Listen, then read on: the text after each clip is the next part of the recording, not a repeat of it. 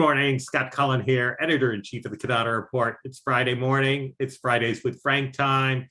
And here I am once again with Frank Cannata, our founder. How are you doing today, Frank? I'm doing great, Scott. I hope you're doing the same. I certainly am. And here we are in August. It's our Women Influencers issue, which comes out in July, August. It came out fairly recently. And I'm sure you have some fond memories because I think this is the 9th year we've been doing it. Next year, we'll be celebrating the 10th anniversary of the Women Influencers franchise.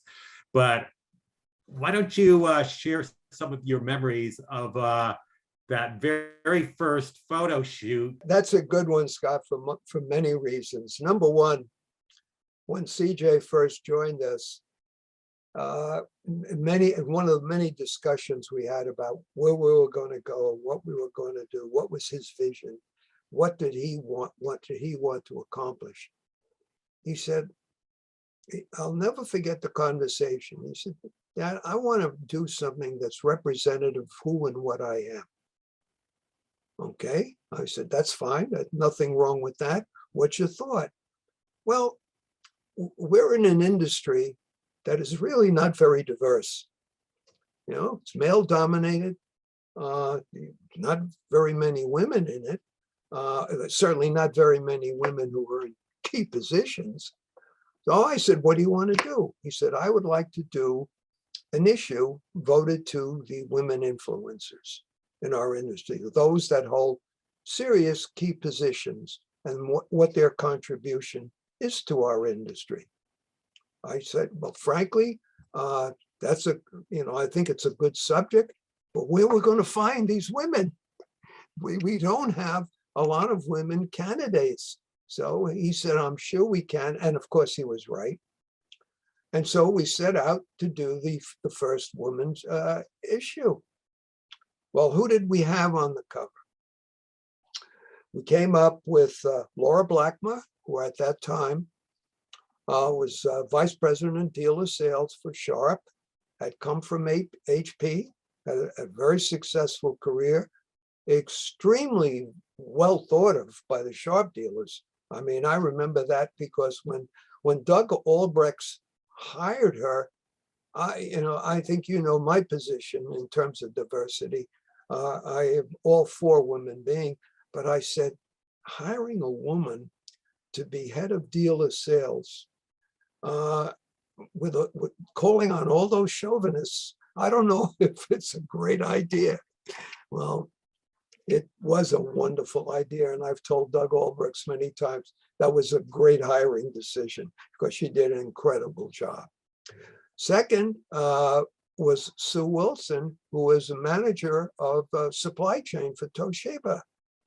And Sue had an incredible reputation inside of Toshiba as being just a wonderful leader and a very positive person. And the dealers, here again, you know, dealers, I'm going to say, tend to be a little bit tough on the people in the supply chain area.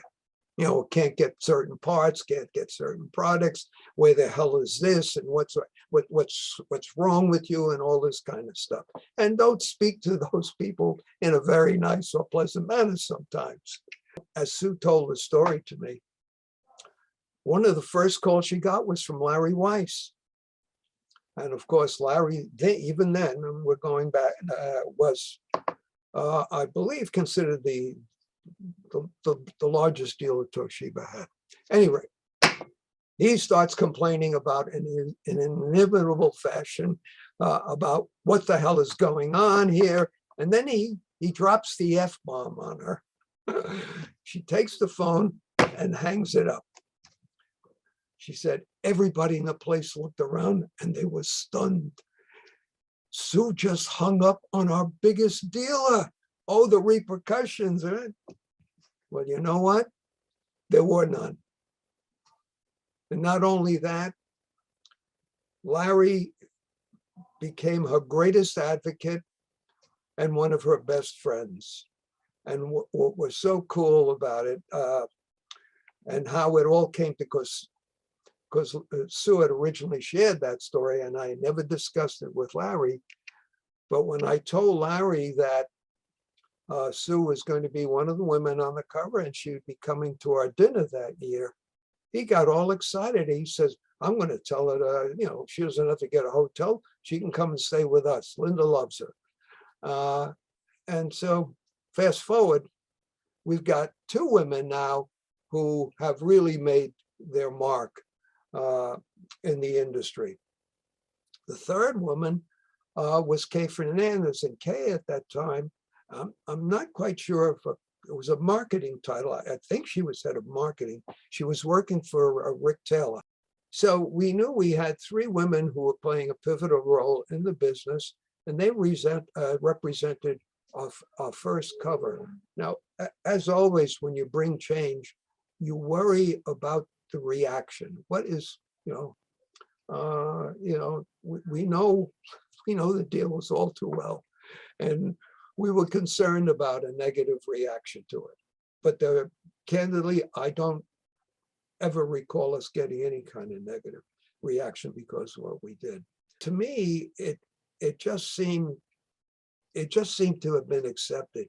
And what brought it home to me was Carol and I were invited to a dinner in New Jersey. It was for the business. And I remember it's actually Larry and Linda had invited Carol and I to join them. I think it was the beginning of the Jillian event, if my memory's correct.